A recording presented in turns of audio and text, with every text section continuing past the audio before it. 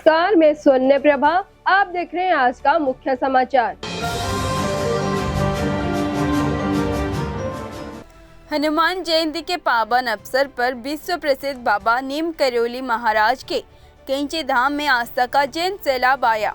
हनुमान जयंती के मौके पर करीब 25,000 से अधिक भक्त और बाबा के अनुयायी बाबा नीम करौली के दरबार पहुंचे। सुबह से ही मंदिर परिसर के बाहर श्रद्धालुओं की लंबी कतारें लगनी शुरू हो गई, जो देर शाम तक लगातार जारी रही।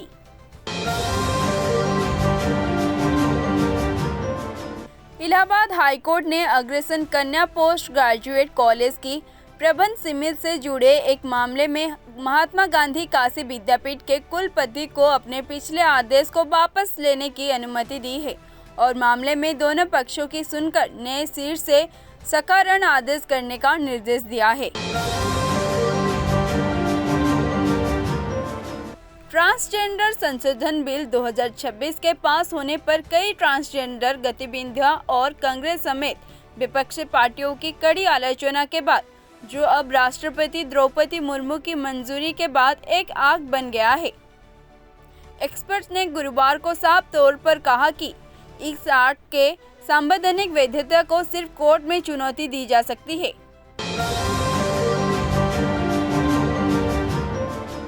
किडनी कांड मामले में कमिश्नरेट पुलिस की ओर से लगातार आरोपियों की धरपकड़ जारी है।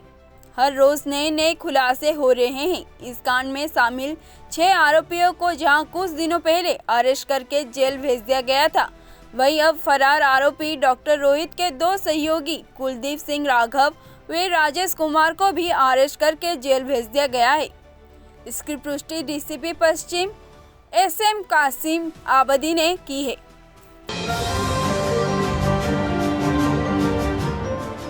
देहरादून के मार्च के महीने खत्म होते ही तापमान बढ़ोतरी की संभावना ने वन महकमे को चिंता में डाल दिया है। शायद यही कारण है कि विभाग के बड़े अफसरों को बनाग्नि पर जिले को नोडल नामित किया है। इसमें 8 अधिकारियों को अलग अलग जिले सौंपे गए हैं ताकि जंगलों में तापमान बढ़ने के साथ लगने वाली आग पर हो रहे प्रयासों की मॉनिटरिंग और जरूरी कदम उठाए जा सके।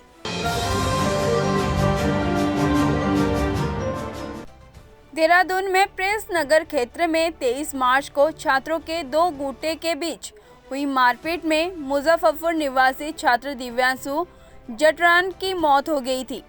इस घटना के विरोध में 3 अप्रैल को देहरादून के आशा रेड्डी के चेकपोस्ट पर किसान संगठन ने बड़े विरोध प्रदर्शन का आह्वान किया है, जिसमें उत्तर प्रदेश और उत्तराखंड के कई जिलों में किसानों के पहुंचने की संभावना है।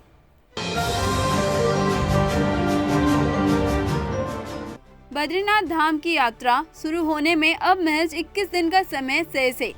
ऐसे में नगर पंचायत बद्रीनाथ की ओर से धाम में यात्रा की तैयारियों को लेकर व्यवस्थाओं को चौक चौबंद करने का कार्य शुरू कर दिया गया है। नगर पंचायत की ओर से बद्रीनाथ में 50 सदस्यीय दल को यात्रा तैयारियों के लिए भेज दिया गया है। दल की ओर से यहां आवश्यक व्यवस्थाओं को दुरुस्त करने का कार्य किया जा रहा है। उत्तराखंड हाईकोर्ट में आज राज्य सरकार की तरफ से प्रस्तावित Bindal Rispana four lane elevated road project को लेकर सुनवाई है। इस प्रोजेक्ट की जद में आ रहे लोगों की भूमि को अधिग्रहण करने को लेकर हाईकोर्ट ने एक जनहित याचिका दायर की थी। मामले की सुनवाई करते हुए मुख्य न्यायाधीश मनोज कुमार गुप्ता और न्यायमूर्ति सुभाष उपाध्याय की अखंड पीठ ने कोर्ट की रजिस्ट्री को निर्देश दिए हैं कि इस संबंध में 2 अन्य जनहित याचिकाएं पूर्व में दायर हो चुकी हैं, उनको भी इस साथ सूचीबद्ध करें। कोर्ट ने मामले की अगली सुनवाई हेतु 15 अप्रैल की तिथि को नियत की है।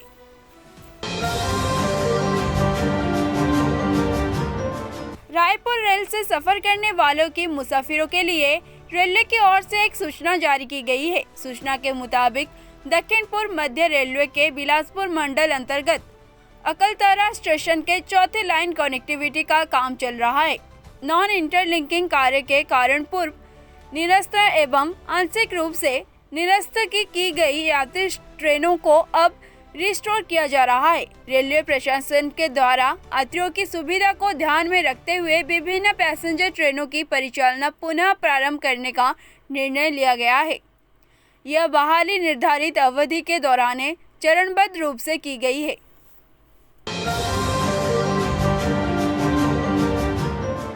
बैंक लोगों को ऋण उपलब्ध करवाने और सामाजिक कार्यों में रुचि नहीं दिखा रहा है।